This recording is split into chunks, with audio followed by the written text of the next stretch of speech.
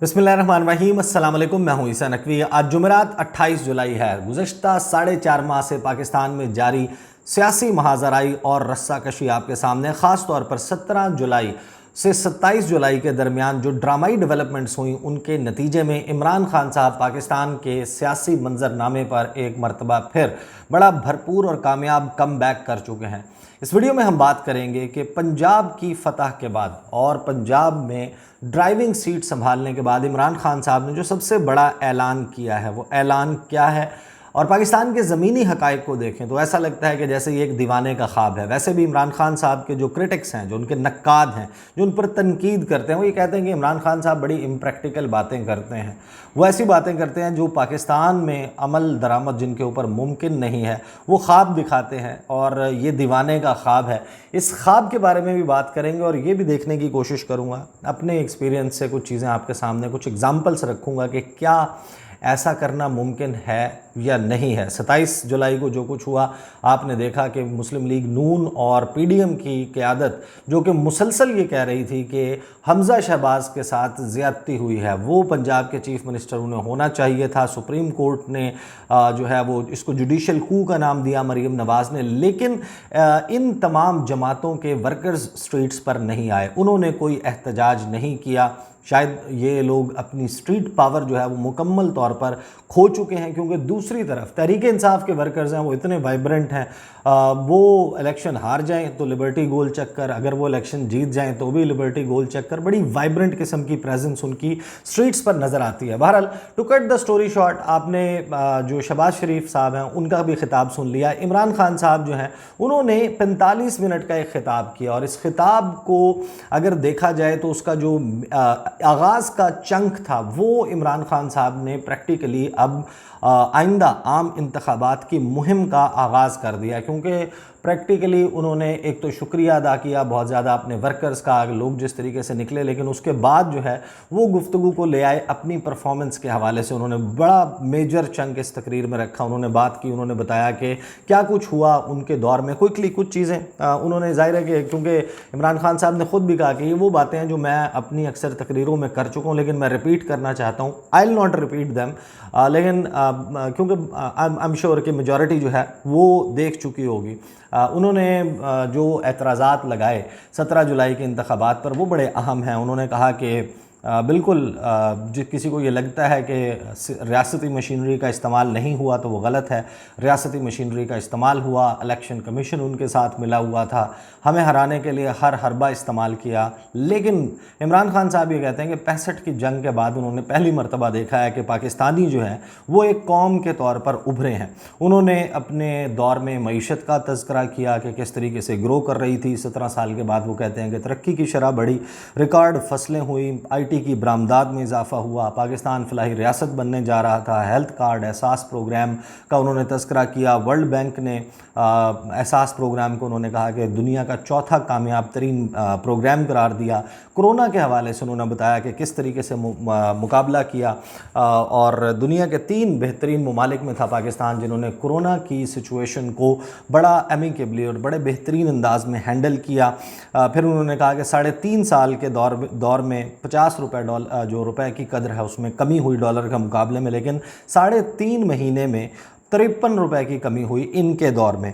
ये सारी गुफ्तगू थी, उन्होंने ये सब कुछ किया और फिर उन्होंने अपने मुतालबात सामने रखे।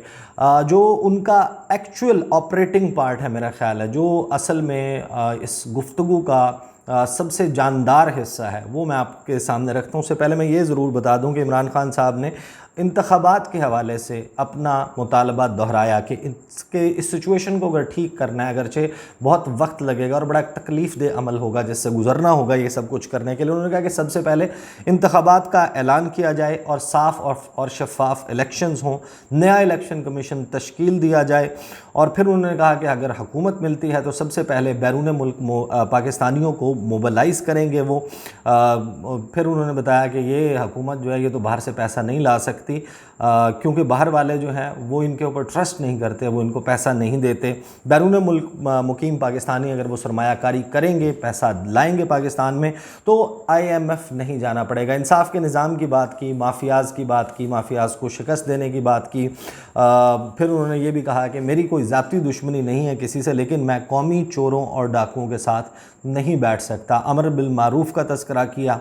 फिर वो आए, उन्होंने कहा कि फ़लाही रियासत जो है, जिस तरीके से चीन ने 70 करोड़ लोगों को गुर्बत से निकाला, और ये 22 फरवरी वाला इमरान खान है जिसने RT को इंटरव्यू दिया था दौरा करने से पहले, जो उन्होंने रूस का दौरा किया उससे एक दिन पहले जो रशिया टुडे को इंटरव्यू दिया था। आपको याद होगा, मैंने उस पर वीडियो भी की थी कि इमरान खान साहब से सवाल हुआ था कि आप की जो क्रिकेटिंग करियर था, क्योंकि आप एक क्रिकेटिंग स्टार थे, क्रिकेट के एक बड़े दरख्शां सितारे थे, तो आपका जो अरूज था वो ये था कि आपने वर्ल्ड कप जीता, तो अब आप एक सियासी इनिंग खेल रहे हैं और इसमें आप क्या समझते हैं कि आपका अरूज क्या होगा, क्या चीज़ आप अचीव करेंगे तो आपको लगेगा कि आपने वो हासिल कर लिया जिसकी वजह से आप सियासत में आए। तो उसमें इमरान खान साहब ने कहा था कि मैं I want to emulate China, कि मैं चीन ने जो मॉडल अपनाया उसको अपनाना चाहता हूं, कि 70 करोड़ लोगों को जिस तरीके से उन्होंने गुर्बत से निकाला, मैं उस मॉडल को कॉपी करना चाहता हूं। उसका तस्करा यहाँ पर उन्होंने किया। और फिर वो आ जाते हैं फिर एहसास राशन प्रोग्राम और हेल्थ कार्ड के रिवाइवल, और ये वो सारी चीज़ें जिसके ऊपर बात हो चुकी। जिस मौजू के ऊपर मैंने बात करनी और इमरान खान साहब ने इस अपनी वीडियो में जो सबसे अहम बात की है, वो बात क्या थी? उन्होंने कहा कि पाकिस्तान जो है वो एक नज़रिए पर बना था। पाकिस्तान का मतलब क्या? ला इलाहा इल्लल्लाह। तेरा मेरा रिश्ता क्या? ला इलाहा इल्लल्लाह। उन्होंने कहा कि ग़ुलाम जो है दुनिया में बड़े काम नहीं कर सकता, इकबाल का शाहीन तभी ऊपर जा सकता है अगर वो ग़ुलामी की ज़ंजीरें तोड़े। कायद-ए-आज़म का हवाला उन्होंने दिया कि अंग्रेज़ की ग़ुलामी के बाद उन्होंने कहा था कि हम हिंदू की ग़ुलामी नहीं करना चाहते, हम एक आज़ाद कौम बनेंगे। ज़हनी ग़ुलामी के हवाले से उन्होंने बात की। उन्होंने कहा कि हमारी परवाज़ जो है, अगर उसको कोई चीज़ रोकती है तो वो खौफ की ज़ंजीर है। जिस तरह मौत का खौफ मुझे दिलाया गया अल्ताफ़ हुसैन के ख़िलाफ़ जब मैंने आवाज़ उठाई कि वो मुझे मरवा देगा। फिर वो कहते हैं कि मौत का खौफ, अपने ईमान का तज़किरा किया, फिर उन्होंने अपने आप को करेक्ट किया। उन्होंने पहले कहा कि हमेशा से मेरा ये ईमान था, फिर उन्होंने कहा कि हमेशा से नहीं था, जब मेरे में ईमान आया। ऐसे भी वैसे बड़ा सादा तरीके से इमरान खान साहब गुफ्तगू करते हैं। उन्होंने कहा कि जब मेरे में ईमान आया तो फिर मैंने ये सोचा कि मौत का खौफ जो है वो नहीं रखना चाहिए। कुरान में वाज़े लिखा है कि मौत के फ़ैसले अल्लाह करता है, अल्लाह की मर्ज़ी के बगैर ऐसा नहीं होता। रिस्क के खौफ की बात की, तो 25 मई की बात की उन्होंने। लेकिन इस खौफ की बात करते करते फिर वो आते हैं, वो कहते हैं कि जब आप खुदा को सजदा करते हैं आप आज़ाद हो जाते हैं। ला इलाहा इल्लल्लाह इंसान को गैरत देता है। जब आप खुदा के सिवा किसी के सामने नहीं झुकते तो लोग आपकी इज़्ज़त करते हैं। कौमों का भी यही है कि जब अमेरिका से धमकी आए और हम उनकी जंग में शामिल होकर अपने 80,000 लोगों को मरवा दें अमेरिका के लिए, और वो हमें बुरा भला भी कहें, और अब हम अपने लोगों को कबायली इलाके को तबाह कर लें अमेरिका को खुश करने के लिए, $100 अरब का नुकसान कर लें, और फिर वो 400 ड्रोन हमले करें, और कोई सिर्फ इसलिए ना बोले कि अमेरिका सुपर पावर है, ये शिरक है उन्होंने कहा। और फिर उन्होंने कहा कि जब ये जंग चल रही थी मैं मुसलसल कह रहा था कि ये गलत है, मुझे तालिबान खान कहा गया। मैं अपनी कौम को कहना चाहता हूँ कि हमने अपने आप को ख़ुद जलील किया है। ये शिरक है, ये जो जिस तरीके से झुकना है किसी के सामने, ये शिरक है। रेमंड डेविस मजंग लाहौर में 2 पाकिस्तानियों को दिन दिहाड़े मार देता है। पाकिस्तान के निज़ाम ने ये किया कि उसको पकड़कर अमरीकियों को वापस कर दिया। क्या कोई पाकिस्तानी ऐसा करे अमेरिका में तो वो उसे माफ़ करेंगे? एमएल कांसी ने अमेरिका में कत्ल कर दिए, पाकिस्तान आ गया, उन्होंने पाकिस्तान आके हमारी अदालतों के बग़ैर यहाँ से अगवा किया, उसे अगवा किया और ले गए। अदालत ने पूछा कि कैसे लाए? अमेरिका की जो अदालत थी उसने पूछा कि आप किस तरीके से ले आए? तो वकील ने कहा कि पाकिस्तानी जो हैं वो डॉलर्स के लिए अपनी माँ को भी बेच देते हैं। हमने ये ज़लालत उठाई है, ये हमारा कसूर है, ये अमरीकियों का कसूर नहीं है, क्योंकि हम ये खौफ के बुत की पूजा करते हैं। फिर वो ये कहते हैं कि मैं कभी ये नहीं कहूँगा कि हम किसी कौम की दुश्मनी मोल लें, मैं ये कभी नहीं कहूँगा कि हम अमेरिका से अपने ताल्लुकात बिगाड़ लें। हमें अमेरिका से हमेशा अच्छे ताल्लुकात रखने चाहिए। सबसे ज़्यादा एक्सपोर्ट्स पाकिस्तान अमेरिका को करता है, हमारी सबसे ताकतवर कम्युनिटी अमेरिका में है, लेकिन ग़ुलामी इससे बेहतर है इंसान मर जाए। अगर ग़ुलामी करनी है तो मैं ग़ुलामी पर मौत को तरजीह दूंगा। हमें खुददार कौम बनकर रहना है। हमारे बड़ों ने जिहाद किया था, जिद्दोजहद की थी पाकिस्तान बनाने के लिए, इसलिए नहीं कि हम भिखारियों की तरह फिरें और झुकें किसी के सामने। अपनी कौम को कहना चाहता हूँ कि ला इलाहा इल्लल्लाह को समझें, यह हमारी कौम को गैरत देगा। मैं इंशाअल्लाह बैरून मुल्क पाकिस्तानियों से पैसा इकट्ठा करूंगा ताकि हमें किसी और के पास जाके हाथ ना फैलाने पड़े। एक मरतबा हम अपने पाँव पर खड़े हो गए और सीधे रास्ते पर लग गए। ये अदालती कानून کا نظام ٹھیک کر دیا، طاقتور ڈاکوؤں کو قانون کے نیچے لے آئے، مافیاز کو قانون کے نیچے لے آئے۔ یہ ملک آپ کو اندازہ نہیں جتنی نعمتیں اللہ نے ہمیں دی ہیں، یہ ہمارا ملک کتنی تیزی سے اوپر جائے گا۔ اور پھر انہوں نے شکریہ ادا کیا۔ یہ تھی ان کی کل گفتگو۔ اس گفتگو کو جو امریکہ کے حوالے سے کی، جو پاکستان میں آپ نے دیکھا ہوگا کہ جب سے یہ سارا معاملہ شروع ہوا، عمران خان صاحب جو ہیں انہوں نے ایک جلسہ کیا تھا میلسی میں 3 مارچ کو، جس میں انہوں نے کہا تھا، وہ جو فقرہ بہت مشہور ہے، کیا ہم کوئی غلام ہیں جو آپ کہیں ہم کر لیں۔ وہ یورپین یونین اور امریکہ اور ان تمام ممالک کے سفیروں نے جب پاکستان کے سے مطالبہ کیا تھا اور اس کو ٹویٹر کے اوپر پبلش کیا کہ آپ مذمت کریں روس کی یوکرین کے حوالے سے اور اس سارے معاملے پر عمران خان صاحب نے، اس کے بعد سے بہت سارے لوگ جو ہیں، ایک پوری لابی ہے جو کہتی ہے کہ یہ کیسے ہو سکتا ہے کہ پاکستان جو ہے وہ امریکہ کو جواب دے، امریکہ کی بات نہ مانے۔ اور پھر ہم نے وہ ورشنز اس کے سنے۔ شہباز شریف صاحب کہتے ہیں بیگرز کانٹ بی چوزرز، اور جو ہمارے وزیر دفاع ہیں خواجہ آصف، وہ یہ کہتے ہیں کہ وینٹیلیٹرز لگے ہوئے ہیں، پاکستان ایک لائف سپورٹ مشین پر ہے، امریکہ کے پاس اس کا بٹن ہے اس وینٹیلیٹر کا، اور پاکستان خدا نخواستہ سروائیو نہیں کر سکتا اگر امریکہ نہ چاہے۔ ظاہر ہے کہ امریکہ ایک بہت بڑا ملک ہے، لیکن اس خواب کو، یہ جو گفتگو کی ہے، ایک تو عمران خان صاحب جو ہیں ان کی ساری گفتگو میں انہوں نے آغاز میں ہی کہہ دیا تھا کہ اگر ہم حکومت میں آئے تو ہم کیا کریں گے۔ تو یہ ایک طریقے سے ان کا مینیفیسٹو بھی ہے، یہ ان کا منشور ہے جو عوام کے پاس وہ لے کر آئے ہیں کہ اگر میں حکومت میں آ جاتا ہوں تو میں کیا کروں گا۔ تو امریکہ کے حوالے سے انہوں نے پالیسی واضح کر دی۔ 2 چیزیں جن کے اوپر اب ظاہر ہے کہ یہ ایسا کرنا ممکن ہے پاکستان میں، پاکستانیوں کے لیے اس کے اوپر بحث جو ہے وہ بہت ضروری ہے، اور لوگوں کو یہ سمجھنے کی ضرورت ہے کہ کیا واقعی پاکستان جیسا ملک جو اکانومی کے حساب سے اتنا ویک ہے، وہ امریکہ کے ساتھ برابری کا تعلق رکھ سکتا ہے۔ ایک بات طے ہے کہ امریکہ کا ظاہر ہے اس خطے میں ایک پالیسی چین کے حوالے سے ہے جو دشمنی کی پالیسی ہے، اور ایک پالیسی انڈیا کے حوالے سے ہے جو اپنی اس دشمنی کو میں اپنے جو نتائج ہیں، اہداف ہیں ان کے حاصل کرنے کے لیے اس کی انڈیا کے ساتھ دوستی ہے، وہ اس کو انڈیا کو پیمپر کر رہا ہے اپ اگینسٹ چائنا، ایک بلی کے طور پر، ایک رکاوٹ کے طور پر، چین کو کرٹیل کرنے کے لیے، کنٹین کرنے کے لیے، اس کا راستہ روکنے کے لیے۔ تو پاکستان کے ساتھ تعلق بہتر کرنے کے لیے اور یہ جو پرابلمز ہیں ان کو فکس کرنے کے لیے امریکہ نہ تو چین کے حوالے سے اپنی پالیسی چینج کر سکتا ہے اور نہ ہی انڈیا کے حوالے سے، تو ہمیں چین کے